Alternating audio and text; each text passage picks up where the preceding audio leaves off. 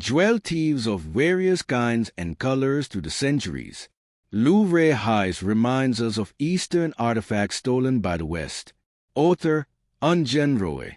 One of the most iconic museums of the world, the Louvre in Paris, has been looted by an organized gang of thieves who got away with priceless crown jewels of 19th century France. The items stolen would provide a list of most coveted jewelry in the world, worth not only millions, the latest estimate being around $102 million. But they would be irreplaceable historical pieces. The jewels were worn by the French royals in the 19th century, when the French aristocracy and elites were at the pinnacle of their glory and power. Diamonds and emeralds studded, with intricate craftsmanship of the leading creators of jewelry in Europe, these were beauties of their times and a wonder in present times. Now, consider the hypothetical question. If some wealthy Indians, and there are any number of them now, offer to purchase these jewelry items from the thieves provided these are not damaged even 0.01%, would that be a criminal act? The rich Indians might even think of buying these and donating them to some Indian museums for display. Is there any harm there? Should these Indians be tried for breach of law? Going by precedents, and that is a valid reason in common law, the British have stolen any number of artifacts and treasures from India over centuries.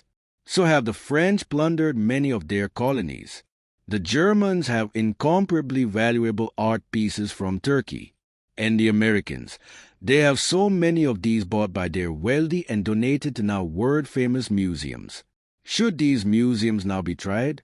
Even a living human being, a black man, was kidnapped and put on show at a museum in the West in a cage. What about the compensation to the family of that man?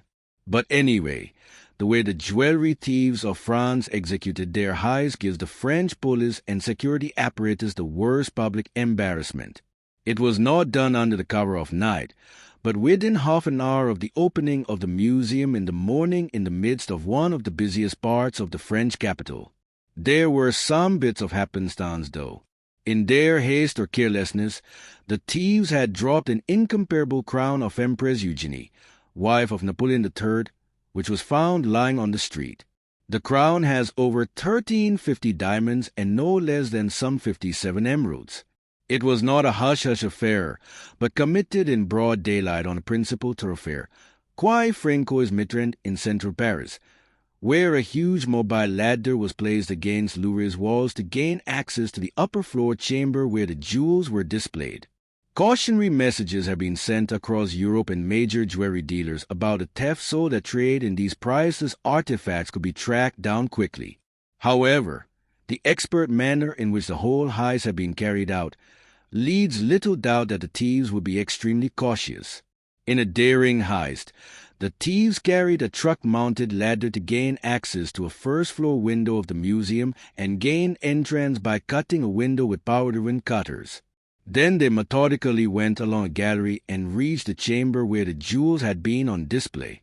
The atrocious robbery would have regaled Sherlock Holmes if the case of the Louvre theft had landed on his lap at 121B Baker Street in early 20th century London, with my dear Watson sitting across. Unfortunately, it happened more than a century later, and it is only the Sherlock Holmes Society which could now become active in their in-house sessions. Unlike in the days of Holmes when TV journalism was not up and about, several European and American TV channels are talking to former jewel thieves who are giving their expert opinions. While they are appreciative about the expert planning and execution of the entire project, they point out several mistakes and misadventures which might lead to the thieves being rounded up. They have left behind a motorbike which apparently the thieves had tried to set on fire. The jewels lost include those belonging to the Queen of Napoleon III, Queen Eugenie, and other French royals. The jewels lost are mainly diamond-studded with emeralds in between. The museum and experts believe that the hopes of recovering these were nearly nil. It is easy to break up the jewelry and then melt the precious metals and extract the gemstones. Thereafter, it should be difficult to recognize these stolen jewels if offered for sale. Given the craze of the nouveau riche of present-day India, some of these gems might even land in the country through halal routes or underground channels totally incognito.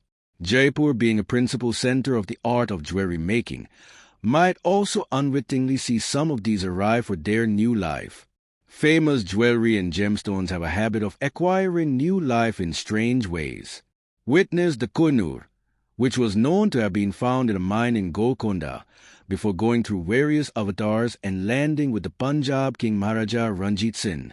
It went on changing its abode until the original stone was irretrievably damaged by the English Prince Consort Albert, the husband of Queen Victoria.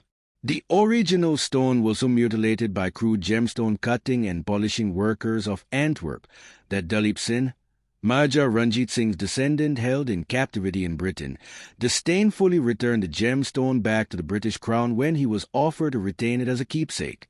Since Dalip Singh's disgust, Koh-i-Noor had remained in the crown jewels collection of the British royalty and publicly displayed in an underground basement in the Tower of London, a stolen jewel from the royal family of Ranjit Singh.